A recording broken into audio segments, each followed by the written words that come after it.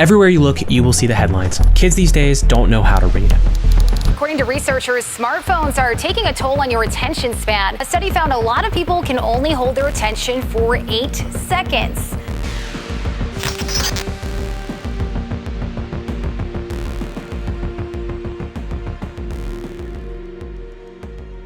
I've been procrastinating on wanting to make this video for like months now. I just couldn't get to it. There were like so many other things that you plan to do in your life you just can't get to. When I started getting chronically online during COVID, I had an abundance of time in my hand. I thought, oh, I'm going to finally learn the guitar and I'm gonna finish reading the Iliad and the Odyssey. I'm gonna work out and lose weight and gain muscle or whatever, like have a glow up. I thought I was gonna do some big thing. I read a lot of books during COVID, watched a lot of shows, but when it comes to doing anything, I didn't do anything at all, except for binge watching YouTube. And YouTube Shorts wasn't a thing at the time, thank God. If you asked me what happened in my life when I was 19 to 21, I would not be able to tell you a thing. I think you also probably had some sort of COVID goal that you thought you were gonna achieve. You didn't. You scrolled, you watched stuff online. Nothing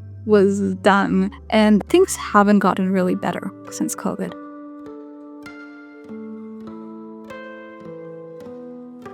I am 24 currently, and last year I was 23. Math, genius, and I started out the year. Every year you do, with resolutions. Same shit, every single year. Oh, I'm gonna finally start working out. I'm gonna have that routine locked. I'm gonna write my fucking novel. I'm gonna revolutionize my life. And then nothing. I did not read a single book in the entire year of 2024. If you asked me what I did that year, I would not be able to fucking tell you. So don't ask me. The older I get, the more my life feels shorter. I have fewer memories. When you think further back into your childhood, you have so many memories with so many people. You have so many amazing memories.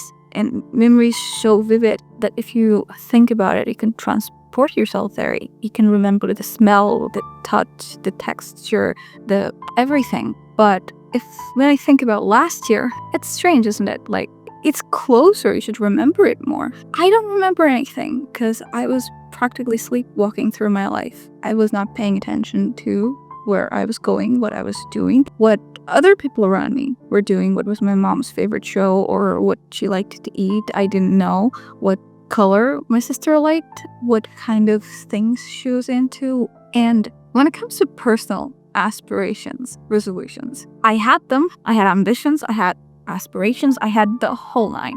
What I did not have was anything to show for it. The struggles I was facing, I don't think they're unique. I think it's the common melody of the modern era. Everybody wants to do something. Someone wants to start a business. Someone wants to be an artist. Someone wants to write songs. Someone wants to write books. Everybody wants to do something. Instead of doing the thing, we're all just watching hundreds of hours of productivity gurus. They're here to sell us apps and productivity hacks and Notion templates. You'd think the whole world has its shit together and you're the only one still living in shit. The more insecure you are about your existence, the more insecure you are about the things that you want in life, the more there's a vacuum that these contents and courses can fill. If you are unfulfilled in your relationships, they can sell you relationship courses, seminars, books. If you're insecure about your goals and ambitions and missions, they can tell you productivity shit. We are so chronically online. There is no such thing as an offline person. I think the only person on earth who is truly offline is Cillian Murphy. Other than him, I don't think there's anyone who's just like not on the internet. Everybody has their own tailored algorithm, like a personal jester, entertaining them 24/7. You're on the phone and you're scrolling, you're commute to work and you're scrolling, you're on your lunch break, you're scrolling, you're sitting next to the love of your life that you waited for years to marry, and you finally get to marry them, and you have your own beautiful home and you have your own TV and you can cook together, but instead you're sitting next to each other scrolling. Like, how much of our lives are we actually living? And how much of it are we watching people who want to sell us stuff, selling us stuff? I don't think we necessarily want to do these things. Everybody constantly talks about dopamine detox. Like, dopamine detox content has become another strategy, productivity thing that we spend hours watching. When we say we're gonna get off the grid, we're gonna quit social media. There are so many videos about I quit social media for X days. And we go on social media and watch stuff. We never log off. We say we will. We never do. We're constantly talking about our screen times and our children's screen times and iPad kids and yada yada yada. Like, we clearly don't want to spend our whole lives on the internet, but it's like we're addicted. It's like, I don't know, nicotine or whatever. What's your screen time for today? Check. How about you check? Just like tell me what's your screen time for today or this week or this month? And have you been thinking that you need to get off the internet? How long have you been thinking that? Of course, we know it's bad. We know it's fucking up our brain. We know the science. We know it's fucking up our head, but the whole conversations about how Americans they read at a 6th grade level, like anything above, like you could give them a 7th grade text, but they don't have the reading comprehension for it. People lack critical thinking. People are more susceptible to propaganda. The infinite amount of information made us dumber. We don't have any meaningful art. We don't have any new indie star. We don't have garage bands anymore. We don't see like small publications anymore. Nobody reads short stories or short story magazines anymore. Magazines are no longer a fucking thing. Only where you read poetry is Instagram. The only people I think who are familiar with new painters are other painters. You know how everybody knew Pablo Picasso? Was he truly a revolutionary artist that mainstream people enjoyed, or more people were just interested in art? I don't think the general population is interested in anything anymore. The general state of the world is truly so abysmal. Like, what the fuck do streamers do? Why are these people famous? Like, I understand if you're like watching a musician or a chess player or a dancer or someone who does something, but what does Kaisenat do?